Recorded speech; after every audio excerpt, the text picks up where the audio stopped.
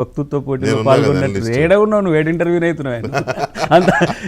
అసలు నేను ఇప్పుడు ఈ చర్చకు కూడా రాకుంటూ ఉండొచ్చు కదా, మీరు పిలిచిన వాళ్ళు ఏదో మాట్లాడుకుంటుంటారు. శివశంకర్ గారు ఏదో సోదరి వినీష గారు సోదరి మాట్లాడుకుంటే దాకా బతి ప్రేమించింది, పిచ్చి లేచింది, అది ఇది అనుకుంటే ఏదో చెప్పుకుంది వాళ్ళు.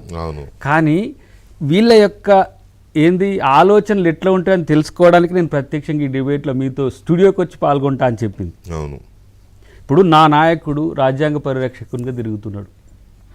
నవంబర్ 26 నుంచి జనవరి 26 వరకు రాహుల్ గాంధీ ప్రతి రాష్ట్రంలో రాజ్యాంగ పరిరక్షణ యాత్రలు పెట్టారు. నిన్న బెల్గాంలో కూడా అయినారు, ఇక్కడ వాళ్ళంతా పోయారు, మీకు తెలుసు. మీ నాయకుడు అమిత్ షా రాజ్యాంగం రాసిన అంబేద్కర్ని ఆయన పేరు ఎందుకు తలుస్తారా మీరు అని చెప్తాడు. ఆయన కాదు, మీరు భగవంతుని తలుసుకుంటే మీరు 10 కాలాల పాటు మీరు పుణ్యం దొరుకుతుంది అంటాడు. అదే రాజ్యాంగానికి పుట్టిన నాయకుడు.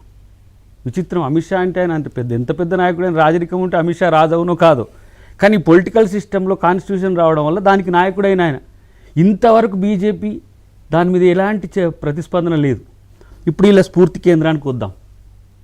1947లో వచ్చింది స్వాతంత్రం కాదంటాడు. మీరు ఆ స్ఫూర్తి కేంద్రాల నుంచి వీళ్ళిద్దరు స్ఫూర్తి పొందిన ఇలా పార్టీలు.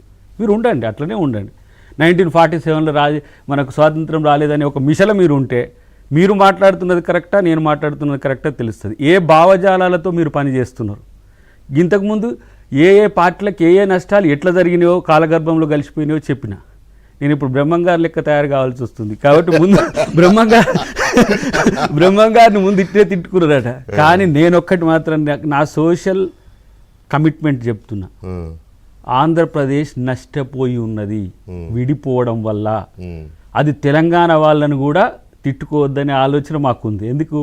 అభివృద్ధి కోసం ఇప్పుడు బాబు గారు ఒకంత తగ్గి ఉండొచ్చు కాక, అవమానాన్ని భరించవచ్చు కాక, పవన్ కళ్యాణ్ తన అవకాశం కొరకు ఇంకా కొంత ముందుకు ఆలోచించవచ్చు కాక, కానీ జరగబోయేది మాత్రం మీరు తెలుగు రాష్ట్రాల్లో తెలుగు రాజకీయాల్లో ఆత్మగౌరవాన్ని ఎన్టీఆర్ గారు ఆత్మగౌరవం గురించి పోరాడిండో మనము మన ఆత్మద్రోహం చేసుకోవద్దు. బయటికి అంతా చెప్పొచ్చు కాక దయాకర్ ఎప్పుడు ఎంత నిష్కర్షగా ఉంటాడో మీ అందరికి కూడా తెలుసు. ఇప్పుడు ప్యానెల్లో ఉన్న సోదరి కంటే కొంచెం తక్కువ మా వినీష గారికి కానీ శివశంకర్ గారికి అబ్జర్వ్ చేస్తారు.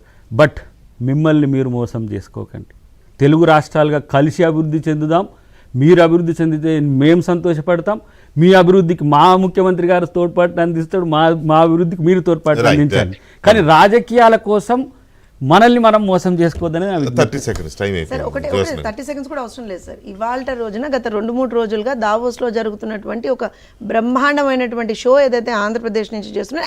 And I also accept Telangana కూడా వీఆర్ డూయింగ్ గుడ్. నేనేం కాంగ్రెస్ గవర్నమెంట్ అక్కడ విమర్శించట్లే.